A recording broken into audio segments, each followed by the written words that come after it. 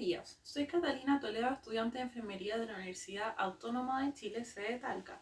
Hoy, junto a mi grupo conformado por Nicolette Arraigada, Alejandro Barruetos, Lisette Flores y Valentina Lara, daremos inicio a nuestra cápsula educativa sobre contención física y emocional en adultos con patologías psiquiátricas.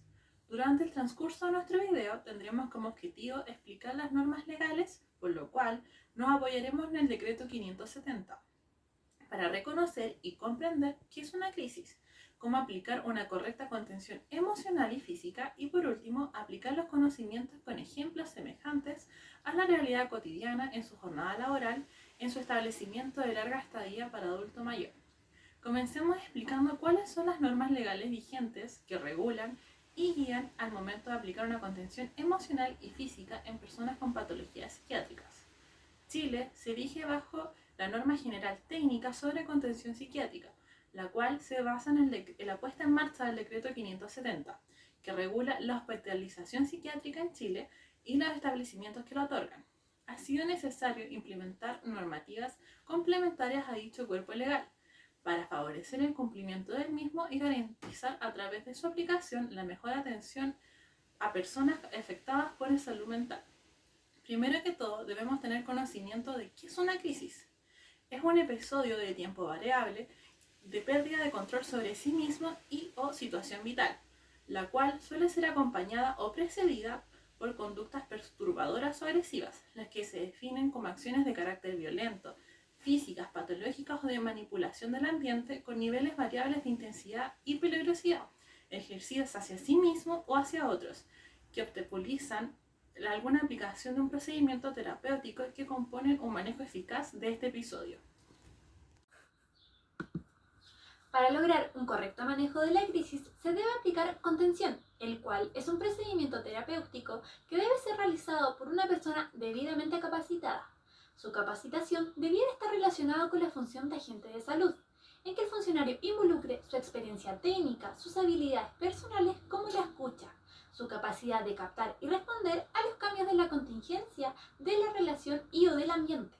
Para esto se ha clasificado en 4 tipos. Primero encontramos la contención ambiental, la que consiste en un conjunto de acciones realizadas por el equipo que atiende a una persona que presenta una crisis emocional y o agitación psicomotora.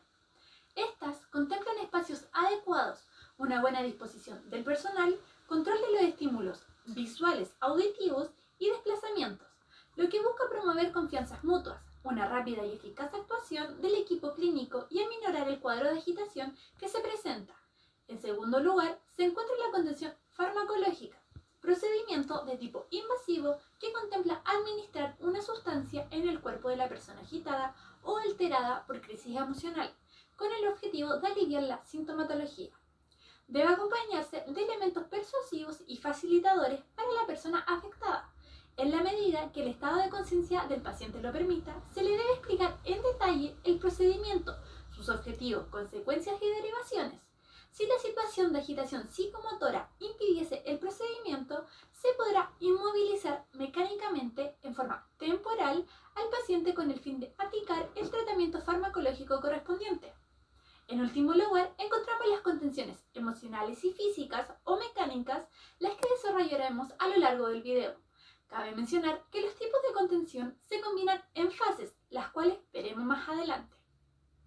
Según la norma general técnica sobre contención psiquiátrica, la contención emocional se define como procedimiento que tiene como objetivo tranquilizar y estimular la confianza de la persona que se encuentra afectada por una fuerte crisis emocional, la que puede derivar en conductas perturbadoras.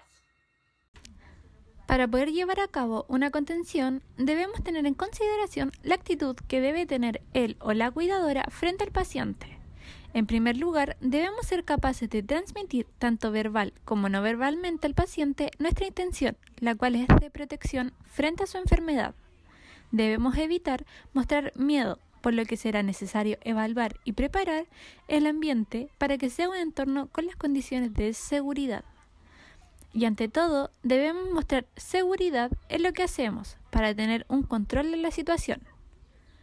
Durante el desarrollo de la entrevista no debemos olvidar, en primer lugar, presentarnos ante el paciente, mantener la distancia de seguridad, evitar un contacto visual fijo durante periodos largos de tiempo, pues el paciente lo puede percibir como una acción amenazante. Se debe estar a la misma altura, sin que el paciente se sienta disminuido o superior. Lo debemos dejar hablar. El usuario debe sentirse escuchado. Durante la conversación se evitará realizar un interrogatorio, más bien se priorizará tener una charla fluida con palabras de uso diario.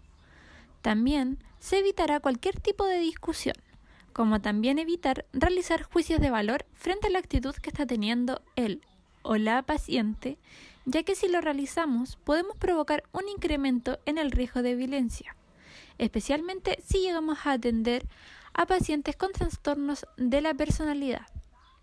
En continuidad con lo anterior, se debe tener en consideración que durante el transcurso de la conversación, el cuidador tendrá en cuenta mostrar gestos de solidaridad, empatía y tranquilidad frente a lo que está ocurriendo. Se deberá por sobre todo evitar cruzar los brazos, de preferencia tener una postura relajada, buscando la mirada para establecer el contacto visual. Pero recordemos que este no debe perdurar por mucho tiempo, o será un efecto contrario de lo que queremos lograr.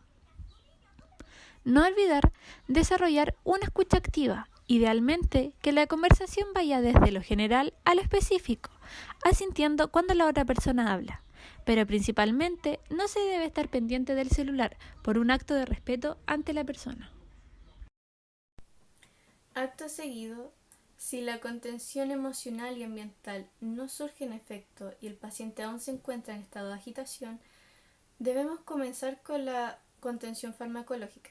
Esta es de tipo invasiva, la cual contempla administrar un fármaco al cuerpo del paciente, la persona agitada o alterada por una crisis emocional, con el objetivo de aliviar la sintomatología y así poder continuar con el tratamiento del cuadro base. Para ello es de suma importancia explicar el procedimiento a realizar si es que el estado de conciencia del paciente lo permite, en donde daremos a conocer el procedimiento, los objetivos de este, sus consecuencias y sus derivaciones. Todo esto con el objetivo de explicar el procedimiento es para brindar confort al paciente. Hay que tener en cuenta que este procedimiento se realiza solamente con la aceptación del paciente para recibir el tratamiento indicado. En el caso del que el paciente se encontrara muy agitado y impidiera el tratamiento del procedimiento o no se lograra la voluntariedad del paciente, se debe realizar una contención física, la cual es la última instancia de contención.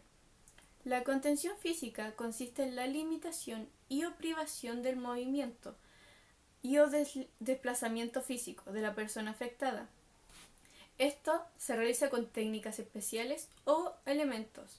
Este procedimiento es usado en psiquiatría como último recurso frente a la agitación psicofísica o frente a una pérdida de control o de impulsos que sea muy fuerte.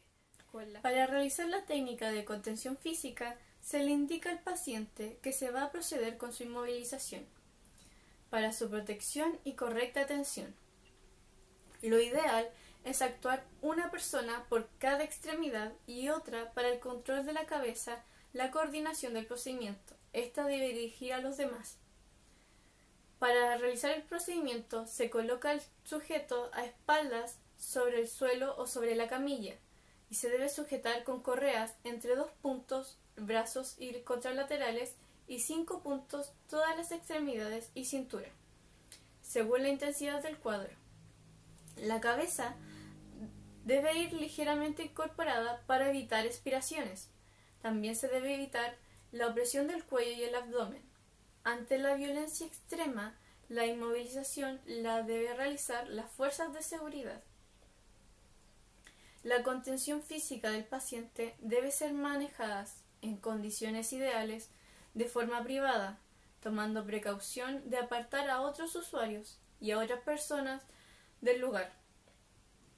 Esto con el fin de evitar descompensaciones colectivas del resto de los pacientes y desborde emocional de familiares y personas ajenas.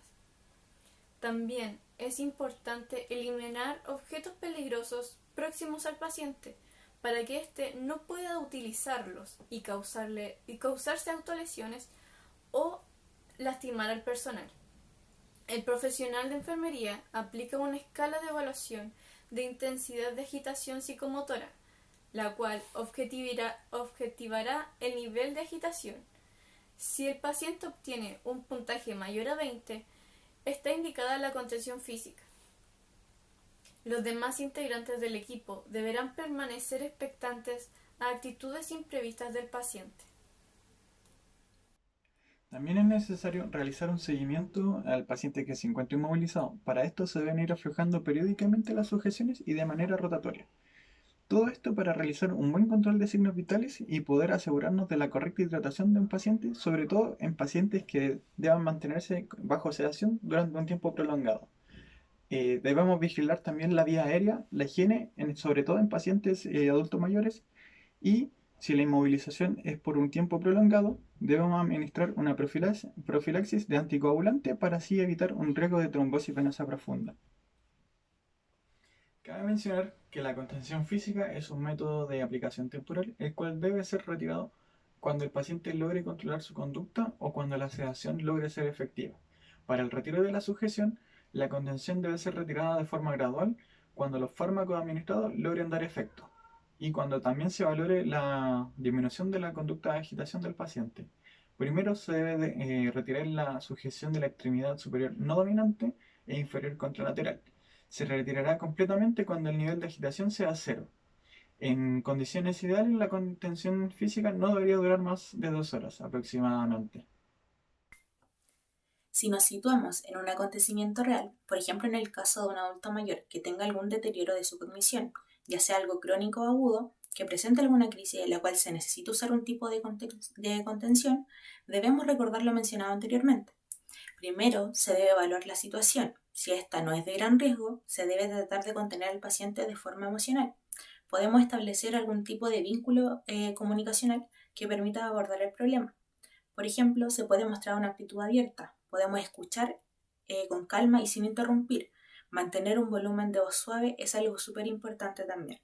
Si lo anterior no funciona por completo, podemos acudir a la contención ambiental, en donde se pueda adecuar el hábitat en el cual se desenvuelve este paciente para que éste sea seguro. Por ejemplo, podemos reducir estímulos ambientales que puedan exaltar a los pacientes, como puede ser una luz excesiva o un ruido molesto. Y por último, si lo anterior tampoco resulta efectivo, podemos acudir a la contención farmacológica, donde se puede administrar algún tipo de fármaco para controlar la crisis. Después de que haya fracasado el resto de las medidas alternativas ya nombradas, como lo son el abordaje o la contención emocional, las medidas ambientales y la contención farmacológica, recién ahí se debería usar la contención física. Se deben agotar todos los recursos disponibles antes de acudir a este tipo de contención. Para usarla, debemos identificar conductas que supongan un alto riesgo para el propio paciente como para otros pacientes y por supuesto el personal a cargo. Es importante asociar que al usar algún tipo de restricción o contención física, estamos vulnerando el principio de autonomía de la persona, al igual que estamos limitando su libertad. Este principio de autonomía nos dice que cada persona tiene la facultad para tomar una decisión en cuanto a su persona. Y por último, nunca está de más recordar que estamos trabajando con personas y estas son las que marcan nuestro trabajo, el trabajo que debe ser de calidad y siempre en beneficio de los pacientes. A modo de cierre, me gustaría recordar algunos de los puntos más importantes, como lo son el siempre dejar la contención física para, como último recurso, siempre recurrir en primera instancia a una contención emocional. Mantenernos y mostrarnos siempre calmados y mostrando una actitud empática, para así generar siempre una buena confianza terapéutica con el paciente y no estropearla, ya que no tener una relación terapéutica con el paciente siempre provocará un rechazo y futuramente nos traerá problemas en alguna otra crisis. Y siempre velar por el bienestar y la seguridad del paciente. No porque él tenga una crisis deberíamos recurrir de mala forma. Recordemos que siempre estamos trabajando con otras personas y deberíamos tratarlos a ellos como nos gustaría que nos trataran a nosotros. Así que de esta forma siempre tratar bien al paciente aunque ésta no reaccione de la mejor manera.